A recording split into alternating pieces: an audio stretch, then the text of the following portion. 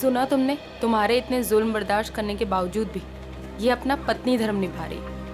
क्या तुम एक पति होने का कर्तव्य पूरा कर पा रहे हो?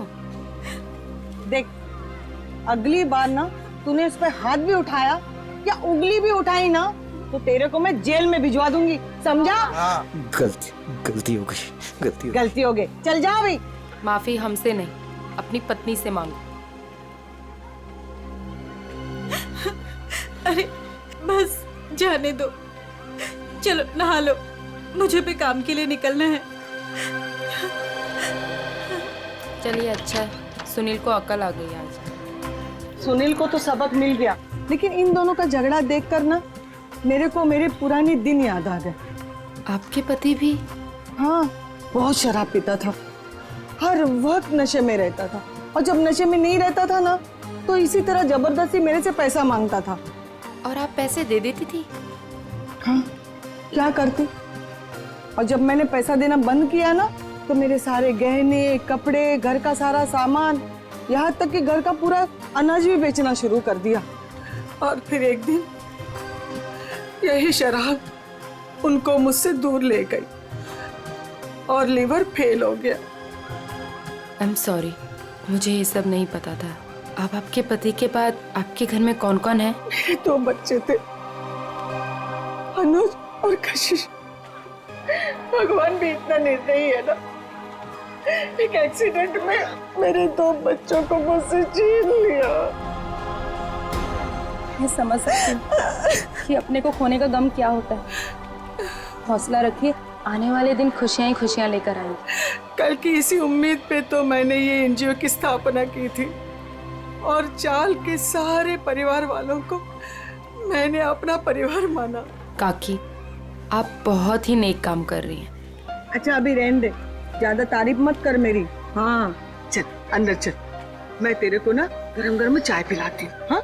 अरे नहीं काकी, मुझे ना लेट हो रहा है और आज ही मुझे कॉलेज भी जाना है अपने थीसिस का फॉर्म भरने। तो हम शाम को मिलते हैं चाय पे? पक्का ना? संभल के जाना। हाँ? आज तो बहुत लेट हो गई।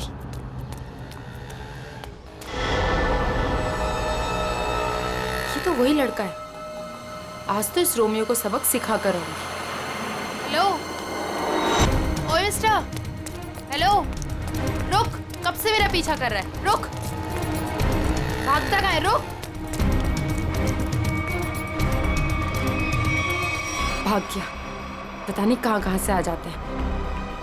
पर सविताई, मुन्नी को स्कूल भेजकर क्या फायदा? बाद में उसे शादी करके चूल्हा चौका ही तो संभालना है। यही तो गलत मानसिकता है उर्मिला। शिक्षा ग्रहण करने के लिए जितना अधिकार लड़कों का है ना, उतना ही लड़कियों का भी है।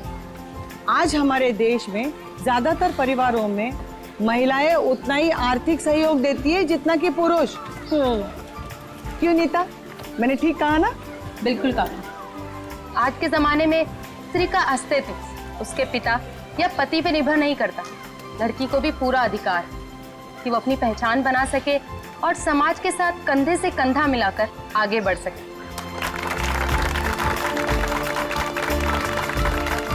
क्या बात है, आप दोनों के विचारों से हम सब सहमत हैं। हाँ। तो मुन्नी का स्कूल जाने का पक्का हो गया। हाँ, पक्का। ये फिर से यहाँ आ गया। लगता है इसको सुबह की डांट का कुछ असर नहीं हुआ। कौन है ये नीता, तुम जानती हो? नहीं काकी, पता नहीं कौन है और कहाँ से आया है, लेकिन रोज मेरा पीछा कर रहा है। अरे पहले क्यों नहीं बताया? चलो जमकर खबर लेते हैं आज इसकी। चलो चल। हेलो, तुम मेरा पीछा करते करते यहाँ तक आ गए? क्या कर रहे हैं? चाहते क्या वहाँ? अरे कहाँ जा मैं तुमसे बात कर रही हूँ। अरे सुनाई दे रहा है कि नहीं दे रहा है? क्या हो गया इसे? अरे सीढ़ी, अरे ये तो छत, अरे सुनो, छत के ऊपर जा रहा है। कहाँ जा रहे हो? एक किधर जा रहा है ये? रुको। हाँ, अरे अरे अरे, एक क्या कर रहा है? अरे नीचे उतर। अरे खोपड़ी सटक लिया तुझी, क्यों जान देना चाहता है अपनी? अरे बोल ना कुछ। अरे बोल। मैं यहाँ कैसे आया? इधर क्या कर रहा हूँ मैं? तेरे को नींद में चलने की आदत है क्या? हाँ? कब से बुला रहे थे तेरे को? ड्रामा मत करो, बताओ कि मेरा पीछा क्यों कर रहे थे? मैं बात करती हूँ।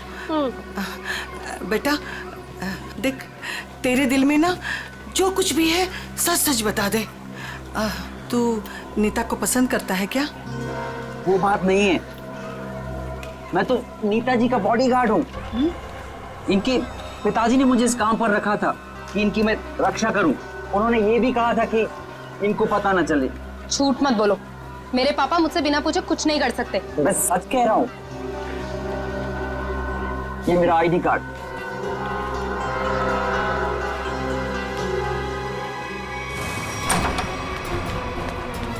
अरे नीता बिटिया, अरे अभी हम तुम्हारे बारे में ही बात कर रहे थे। नमस्ते अंकल। नमस्ते बेटा।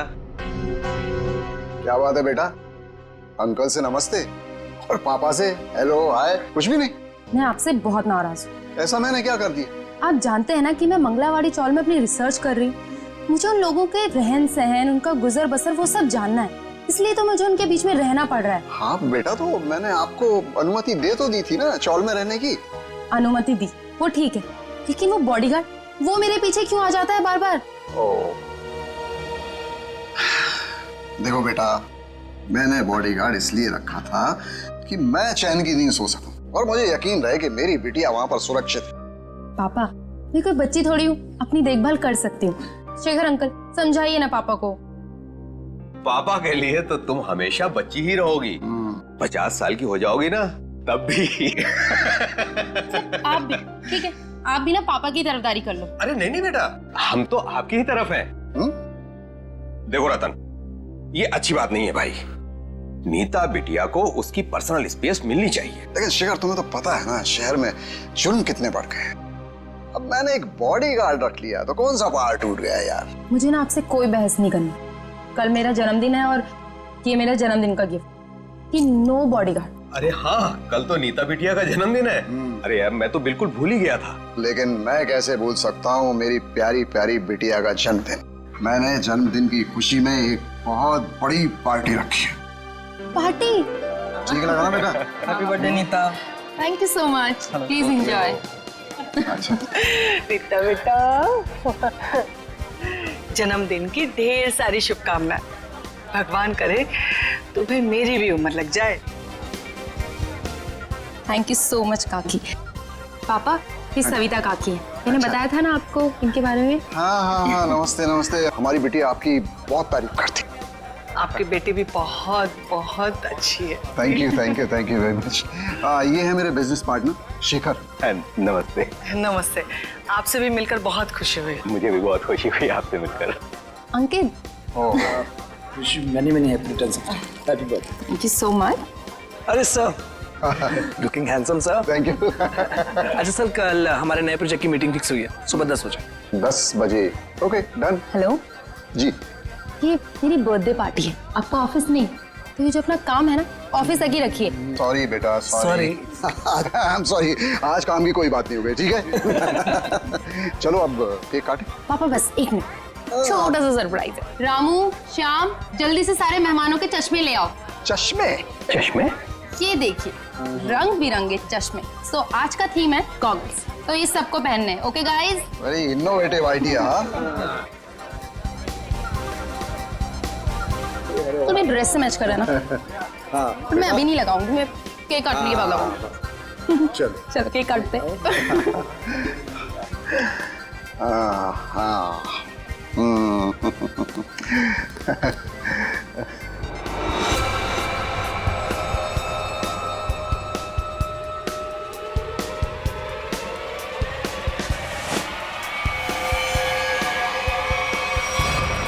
गन?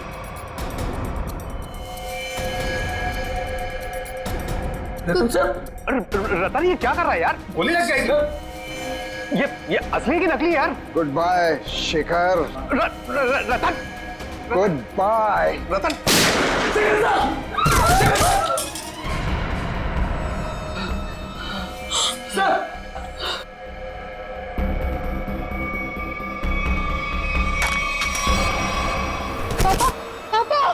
पापा, ये तो बेहोश हो गए। ये अच्छा है, गोली मार के बेहोशी की एक्टिंग कर रहे हैं। अरे कोई एम्बुलेंस बुलाओ, शेखर जी को गोली लगी है। और सीआईडी को भी फोन करना पड़ेगा। Hello CID?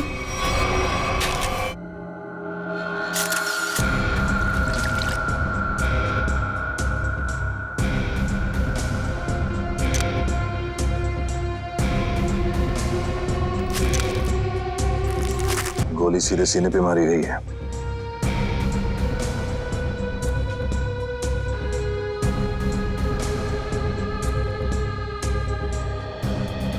आप सबने देखा था रतन जी को गोली चलाते हुए शेखर जी पे? हाँ सर, हम तो हक्के बक्के रह गए ये देख के। इतनी अच्छी पार्टी चल रही थी, सब कितना एंजॉय कर रहे थे। पता नहीं अचानक रतन जी को क्या हो गया, उन्होंने गोली चला दी। जरूर मेरे पापा के खिलाफ किसी ने साजिश की, ऐसा कर ही नहीं सकते। रतन जी। सर, रतन जी को होश आ गया। बताओ इन्हें। ये उठिए, चलिए उठिए। शेखर को क्या हो गया? सर क्यों भारी हो रहा है? पहले खून कर दिया इनका, अभी सर दर्द का बहाना कर रहे हो? हाँ, ये नाटक बंद करो, हटाओ। उठिए। ये आप क्या कह रहे हैं? मैंने किसी का खून नहीं किया। नीता बेटा, क्या कह रहे हैं ये लोग? मेरी समझ में नहीं आ रहा है बेटा। पापा, मुझे खुद समझ में नहीं आ रहा है कि ये सब हो क्या रहा है। समझ में आएगा, सबको बहुत जल्दी सबको समझ में आ जाएगा। निखिल, मयूर, घर की अच्छी तरह से तलाशी लो। यहाँ पे पार्टी में जितनी भी चीजें मौजूद है सबको उठा लो। जयंती सर, इस गन को फोरेंसिक लैब में भिजवा दो। रतन जी चलिए ब्यूरो चलते हैं। पापा ठीक तो है ना? पापा सर बैलिस्टिक्स रिपोर्ट आ गई। इसमें साफ साफ लिखा है कि शेखर को जो गोली लगी थी वो रतन जी के गन से चली थी, और उस गन पे जो उंगलियों के निशान मिले थे वो भी रतन जी के ही थे। कहिए रतन जी, क्या कहना है आपको इस बारे में? नहीं, कुछ समझ में नहीं आ रहा सर। मेरा सर बहुत भारी हो रहा है। ऐसा लग रहा है जैसे किसी गहरी नींद से जागा हूं मैं। कोई डरावना सपना देखा है मैंने। हाँ, मगर क्या करे, शेखर जी की मौत तो कोई सपना नहीं है। सारे सबूत यही कह रहे हैं कि शेखर का खून तुमने किया है। मैंने कोई गोली नहीं चलाई सर। आप मुझ पर यकीन क्यों नहीं कर रहे सर? तो फिर वो गोली क्या अपने आप शेखर जी के शरीर में गई? कुछ याद नहीं आ रहा है मुझे।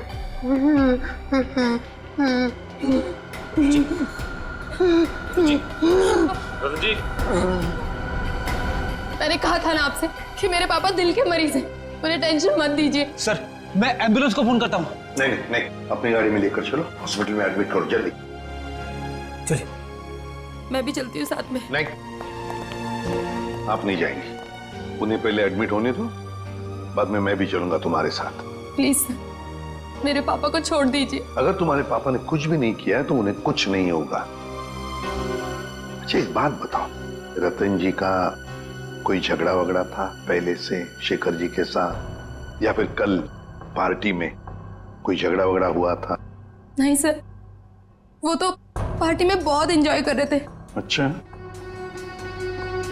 क्या तुम्हारे पापा के बर्ताव में कुछ तुम्हें थोड़ा अजीब सा लगा? कभी आदमी कोई टेंशन में होता है या वैसे कुछ? हाँ सर, कोई झगड़ा तो नहीं हुआ था, लेकिन उनका मूड थोड़ा सा चिड़चिड़ा था, और वो शेखर अंकल को कुछ कह भी रहे थे। तुमने काम सही से नहीं किया, वो वापस आ गया। वो वापस आ गया? ये कौन?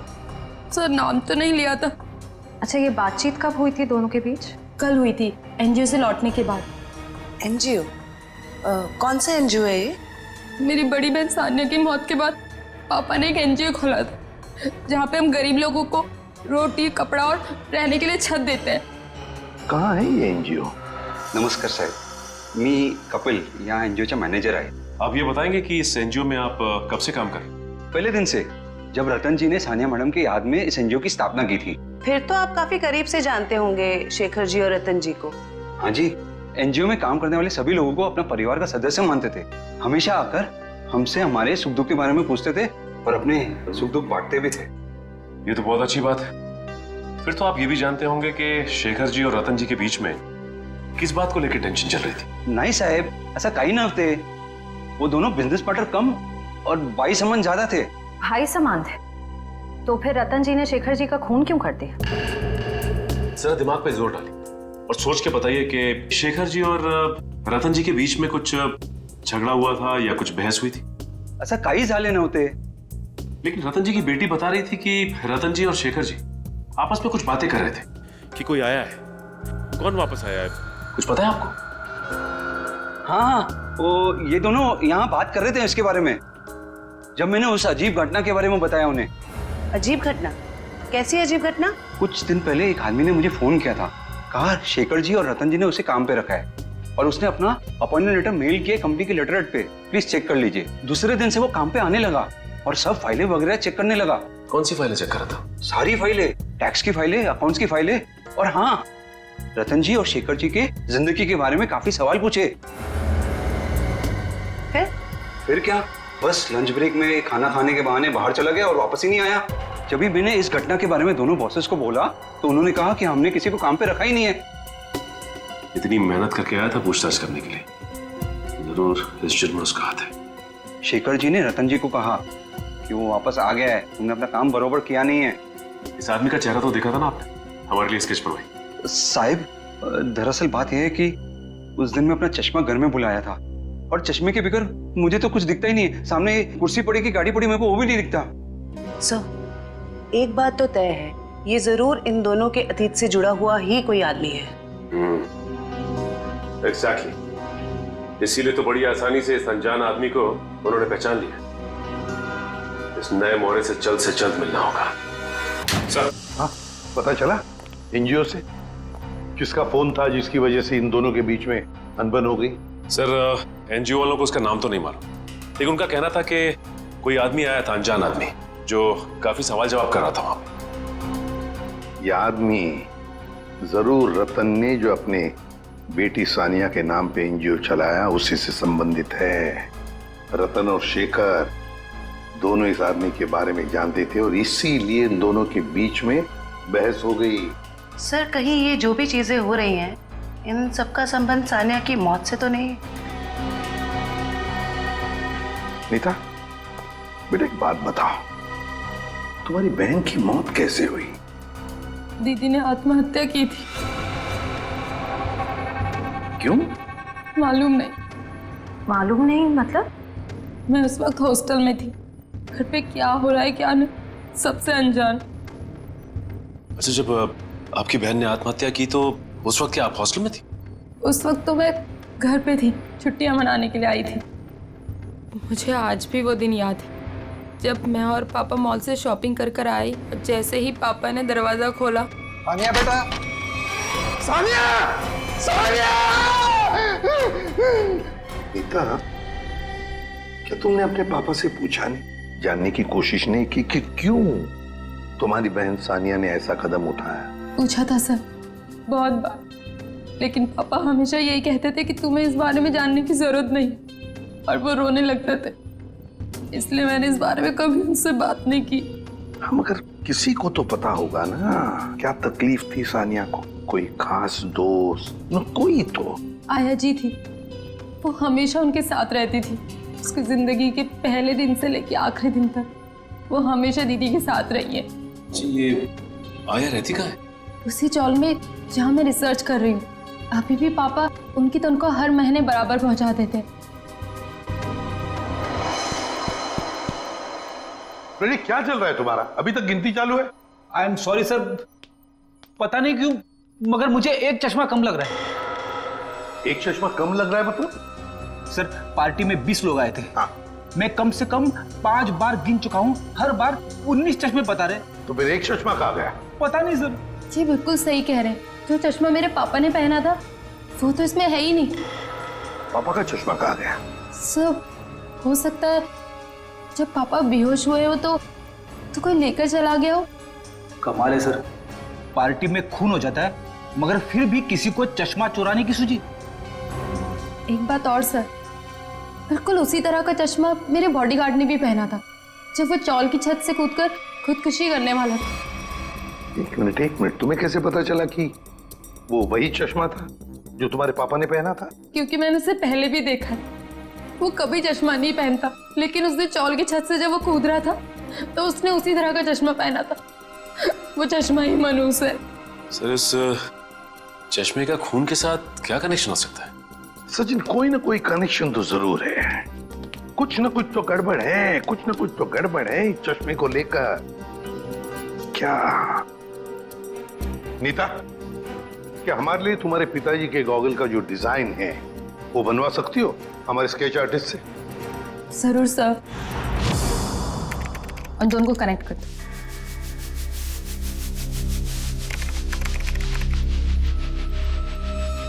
जल्दी। ठीक है, थैंक यू। कमाल का डिजाइन है ये इस चश्मे का। सर ये चश्मा तो कस्टम मेड लगता है, क्योंकि रेडीमेड चश्मों की डिजाइन ऐसी नहीं होती। हाँ श्रेया, ये ऑर्डर दे के डिजाइन देकर बनाया गया चश्मा है ये। पता लगाना पड़ेगा शहर में ऐसी कौन सी दुकानें हैं, कितनी दुकानें हैं जो इस तरह के चश्मे बनाती हैं। फिर सानिया की आया के बारे में भी पता लगाना पड़ेगा। हेमलता जी। कौन कौन है? आप सानिया की आया थी ना? हाँ, पर आप लोग? देखिए, हम सीआईडी से। सीआईडी? माफ करना माँ जी, हम लोग ने आपको परेशान किया। ठीक है बेटा, दिवस भर में आराम ही करती हूँ, पर आप लोग यहाँ कैसे? देखिए हिमलता जी, आप सानिया की आया रही बचपन से, है ना? और फिर सानिया ने आत्महत्या भी की, ये तो आप जानती ही हैं। अब ये जानना चाहते हैं कि क्यों सानिया ने क्यों आत्महत्या की।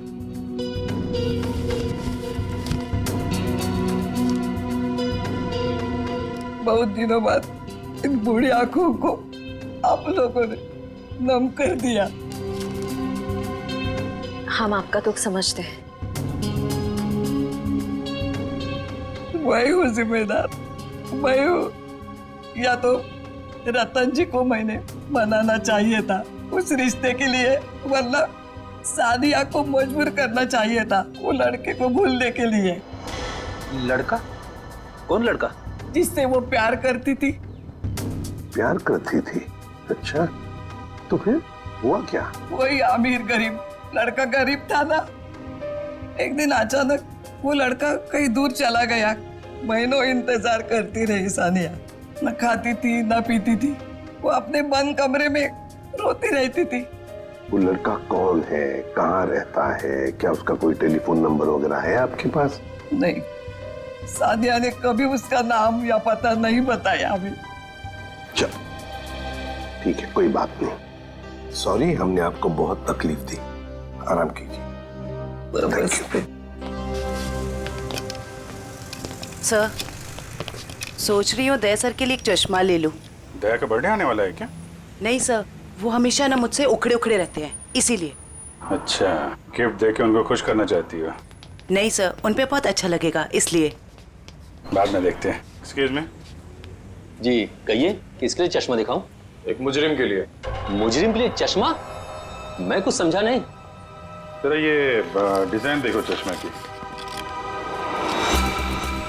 ये आपने ही बनाया था ना? जी हाँ, आपको पसंद है? आप लोगों के लिए भी बनवा दूं? नहीं नहीं, आप हमें माफी कीजिए। आपका बनाया हुआ ये चश्मा पहनकर लोग उल्टी सीधी हरकतें करने लगते हैं। कोई छत पे पहुंच जाता है छलांग लगाने, तो कोई किसी को गोली मार रहा है। क्या मजाक कर रही हैं आप? ये सब मेरे चश्मे की वजह से हो रहा है? हम मजाक के मूड में नहीं है। सीआईडी, अब जरा ध्यान से बताओ, किसके लिए बनाया था ये? एक मिनट सर। सर, ये कोई अभिषेक नाम का आदमी था।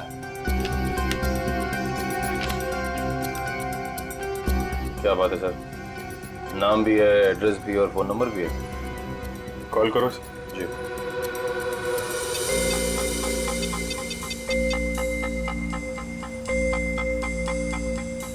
सर, नंबर गलत है। गलत? लगता है एड्रेस भी गलत है।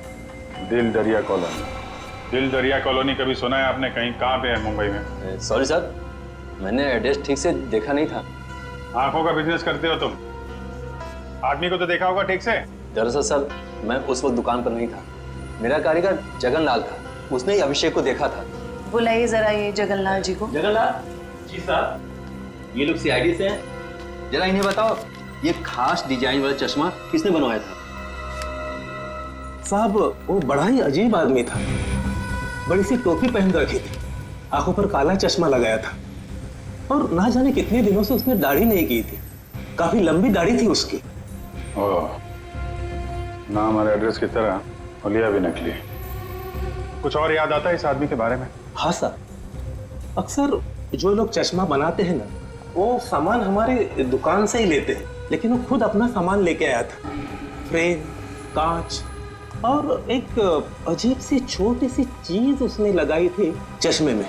छोटी सी चीज? अच्छा, उस चीज के बारे में कुछ बता सकते हैं आप? अपने मोबाइल का सिम कार्ड होता है ना, उससे भी छोटी चीज थी। और साहब, चश्मा बनने के बाद उसने मुझे पहनने भी नहीं दिया। मुझे फिटिंग चेक करवानी थी तो बोला चश्मा गंदा हो जाएगा। ये भी कोई बात हुई? कोई बात नहीं, आप जरा ये मेरा कार्ड रखिए। अगर वो आदमी दोबारा आए या दिखाई पड़े तो मुझे फोन करना, और उसको नहीं बताएंगे, इतना तो समझते हैं ना आप? समझ गए सर। सर हाँ, ये रोहन और मीशा है, ये सानिया के बड़े अच्छे दोस्त थे। घबराओ मत। देखो, हमने तुम्हें यहाँ कुछ सवाल पूछने के लिए बुलाया है। कैसे सवाल सर? सानिया के बारे में। क्या तुम लोगों को पता है सानिया ने ऐसा क्यों किया, क्यों आत्महत्या की? पता नहीं सर, अगर उसे कोई प्रॉब्लम होती तो हम जरूर उसकी मदद करते, लेकिन ऐसा कुछ नहीं था सर। एक बात बताओ, क्या सानिया का कोई बॉयफ्रेंड वगैरह था? कोई लड़का था उसकी जिंदगी में? हाँ सर, एक लड़का तो था, मगर उसने कभी हमें उससे मिलवाया नहीं। क्यों? पता नहीं सर, वो बोली सब कुछ ठीक हो जाने के बाद सबको बताएगी। बहुत सीरियस थी उसको लेकर, शादी करना चाहती थी उससे। अच्छा, क्या नाम क्या था उस लड़के का? नहीं सर, उसके बारे में कुछ भी नहीं बताया था।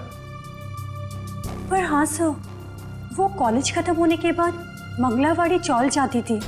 एक दो बार तो मैंने खुद उसे वहाँ पे छोड़ा था।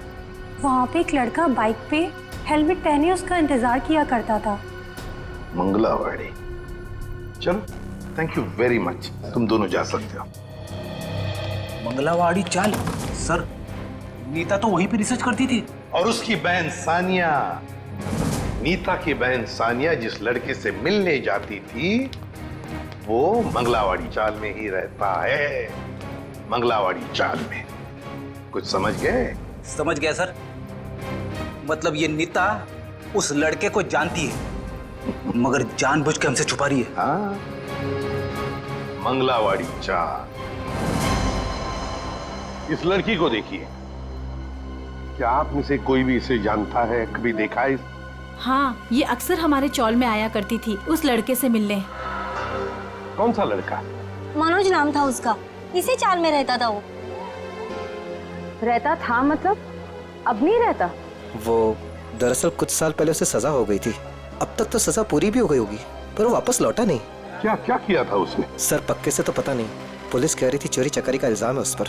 मनोज, चल, thank you very much. Sir, जिस मनोज की आप बात कर रहे हैं उसका तो सर कोई भी पुलिस रिकॉर्ड नहीं है। सुमी जी, ये कैसे हो सकता है, जबकि मंगलावाड़ी चाल में रहने वाले लोगों ने हमें बताया कि 5 साल पहले मनोज को उसी चाल में से गिरफ्तार किया था। सर, सारी फाइलें आपके सामने रखी हुई हैं। 5 साल के सारे रिकॉर्ड आप देख चुके हैं, मगर कहीं भी इस नाम का कोई शख्स नहीं है। हो सकता है मनोज की फाइल गुम हो गई। ऐसा कैसे हो सकता है सर? क्यों नहीं हो सकता? तो फिर मनोज की फाइल मिल क्यों नहीं रही है? हो सकता है सर आपको कोई गलत इंफॉर्मेशन मिल गई हो, या फिर इस नाम का कोई शख्स हो ही ना, या फिर चौल वालों ने आपसे झूठ बोल दिया। होने को तो ये भी हो सकता है कि मनोज की फाइल यहां से जानबूझकर गायब की गई।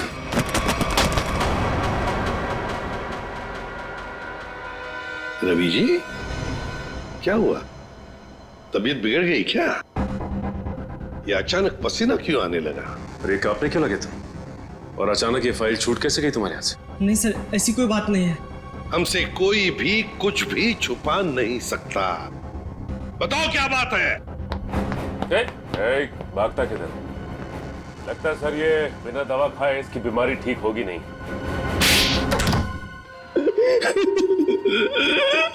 सर मुझे माफ कर दीजिए, मेरे पैसों के कारण मैंने उसकी फाइल जला दी।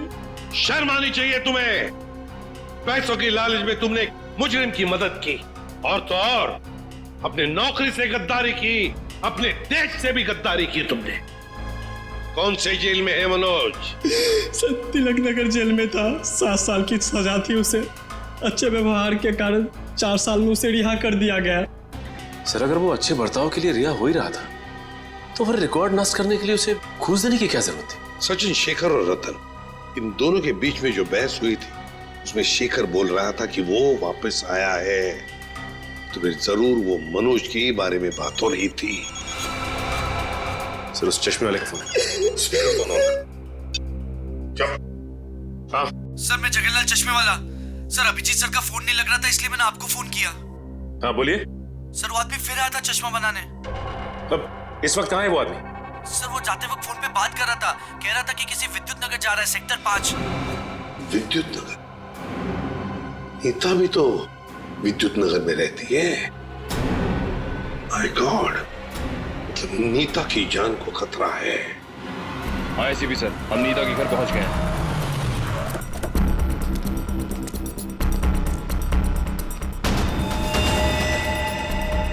ओह नो, ये नीता छत पे क्या कर रही है? इसे रोकना होगा। नीता!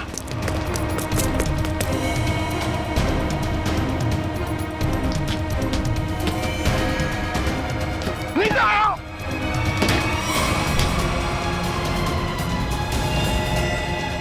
तो हटो।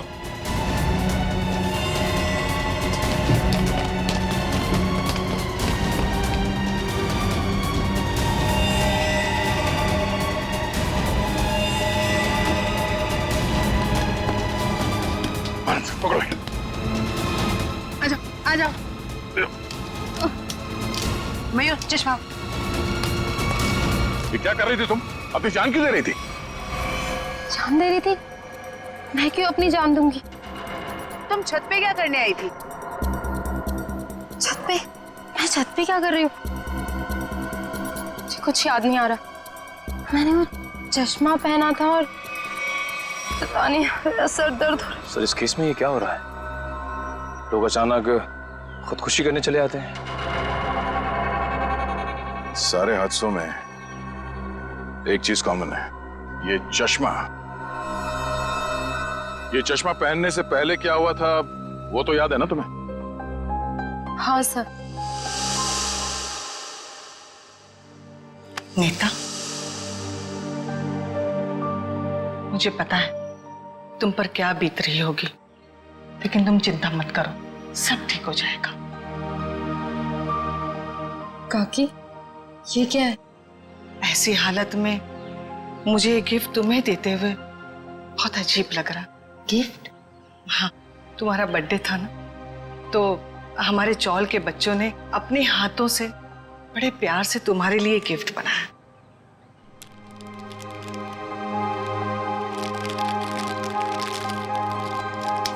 चश्मा?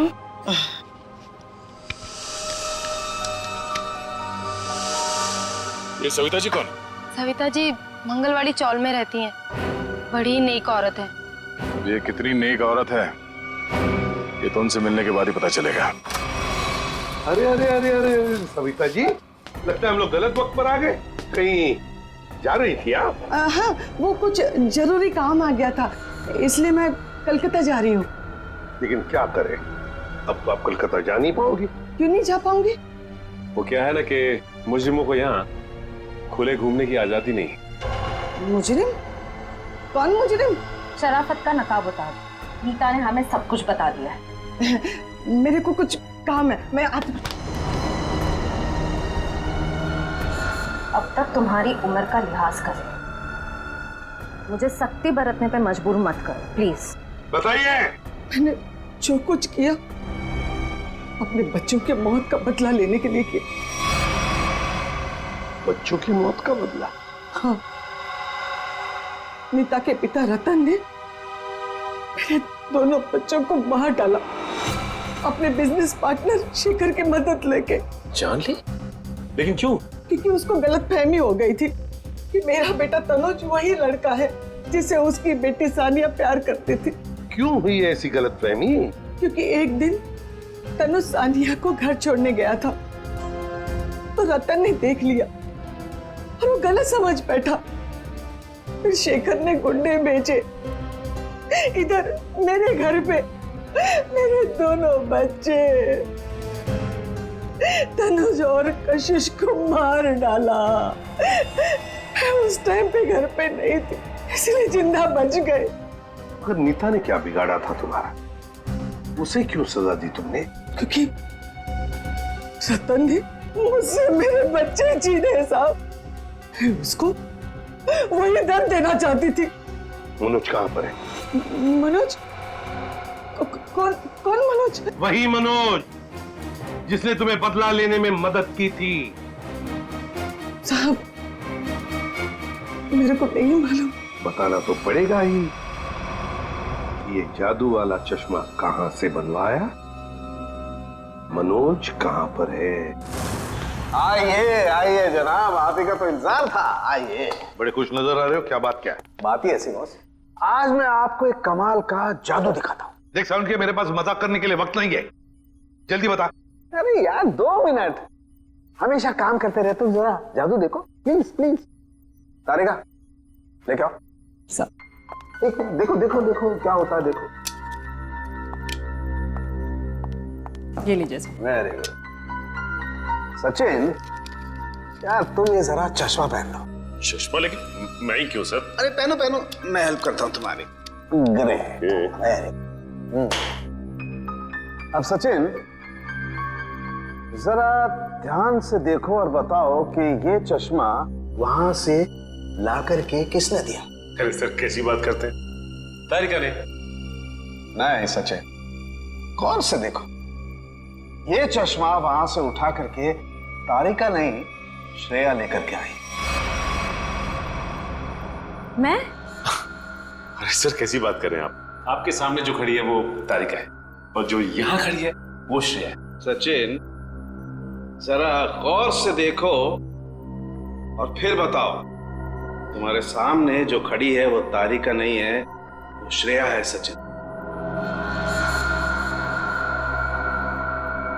हाँ सर, मेरे सामने जो खड़ी है वो श्रेया है।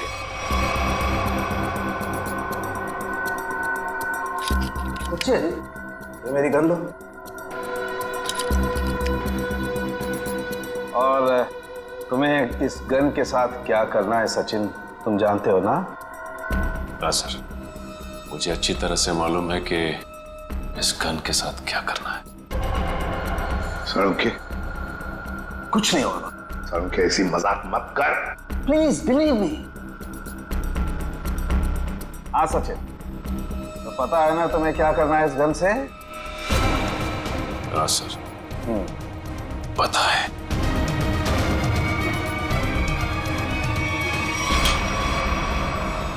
लाओ सचिन, ये गन मुझे दे दो। अब ये चश्मा भी तुम्हारा उतार देना है। बैठ जा बैठ जा। हो क्या रहा है? सर भारी और सचिन, अभी अभी आपने मुझे मारने की कोशिश की, मुझ पर गोली भी चलाई, वो तो गन खाली थी इसलिए। ये तुम क्या कह रही हो? मैं तुम्हें मारने की कोशिश क्यों करूंगा? मैं तुम्हें गोली क्यों चलाऊंगा? रिलैक्स रिलैक्स, मैं बताता। बस ये बहुत ही स्पेशल चश्मा है। इस चश्मे में एक डिवाइस लगी हुई, एक ऐसा यंत्र जिसकी वजह से जो इंसान इस चश्मे को पहनता है वो सम्मोहित हो जाएगा, hypnotize। और ये नैनो डिवाइस है जो वॉइस रिकॉर्ड करता रहता है, तो जिस इंसान ने चश्मा पहना है उससे ये बताता रहता है कि उसे एग्जैक्टली करना क्या है। आपने जो मुझ पर गोली चलाई वो भी इसी डिवाइस की वजह से। इसलिए वो आवाज आ रही थी। लेकिन ये आवाज हमें सुनाई क्यों नहीं दी? वो इसलिए क्योंकि वो आवाज बहुत ही ज्यादा धीमी है। बॉस, वो आवाज इतनी कम है कि बाजू में खड़ा इंसान भी वो आवाज सुन नहीं सकता है। और जैसे ही ये चश्मा उतारा जाता है, आदमी भूल जाता है कि उसने जब वो चश्मा पहना था क्या किया था उस वक्त। एग्जैक्टली। और इसीलिए रतन जी को ये याद नहीं था कि इन्होंने शेखर पे गोली चलाई। और उस बॉडीगार्ड को भी इसीलिए पता नहीं चला कि वो कब छत पर गया और कब छलांग लगाई। ये सारा उस मनोज का किया हुआ कर्म है। अब वो वक्त आ गया है जो मैंने अपनी पूरी जिंदगी में किया, वो सारे कर्मों का हिसाब होगा। अफसोस पाप का घड़ा पुण्य से भी भारी है, लेकिन मेरी जैसी औरत का जीने का कोई अधिकार नहीं है, कोई अधिकार नहीं है। उम्मीद करती हूँ अगले जन्म में अच्छा इंसान बनने की कोशिश करूंगी।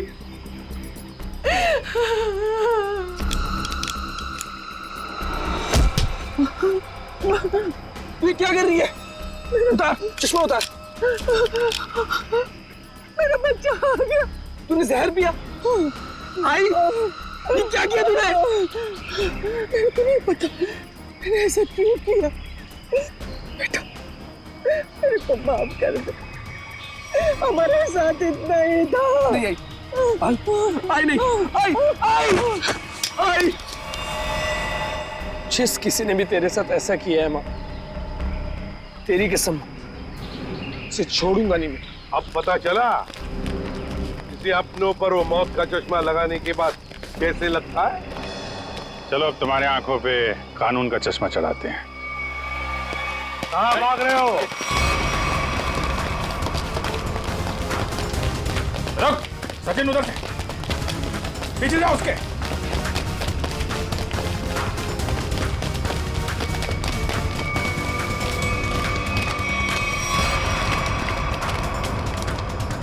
Wish you many happy returns of the day.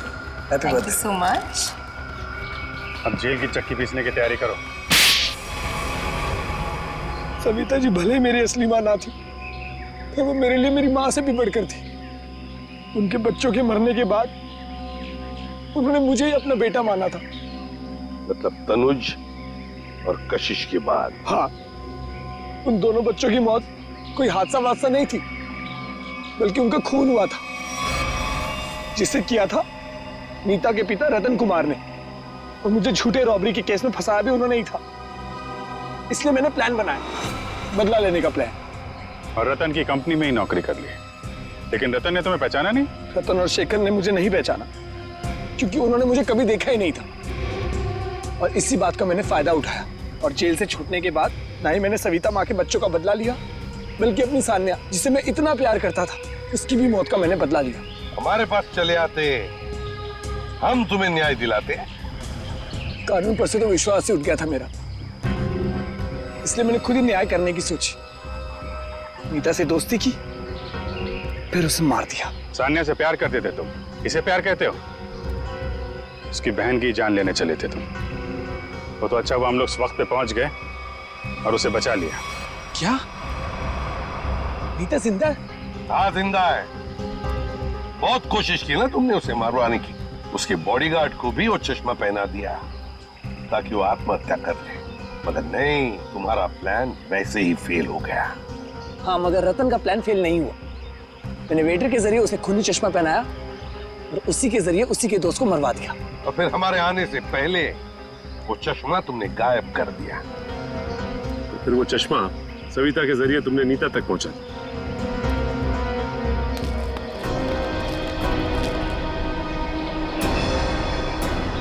माँ, तू जिंदा? मैं जिंदा हूँ। मेरे को माफ कर दो मनोज बेटा, ये सब कुछ मुझे सीआईडी को बताना पड़ा। इन्होंने जो कुछ भी किया हमारे कहने पे किया। अपना बदला पूरा करने के लिए तुमने बहुत नाटक किया, और तुम्हारी असलियत सामने लाने के लिए हमने भी ये छोटा सा नाटक किया। क्या मिला तुम्हें? इस बदले की आग ने तुम्हें कहां से कहां पहुंचा दिया। अब जेल की सलाखों के पीछे सड़ते बैठना। कानून तुम्हें कड़ी से कड़ी सजा देगा, शायद फांसी ही होगी।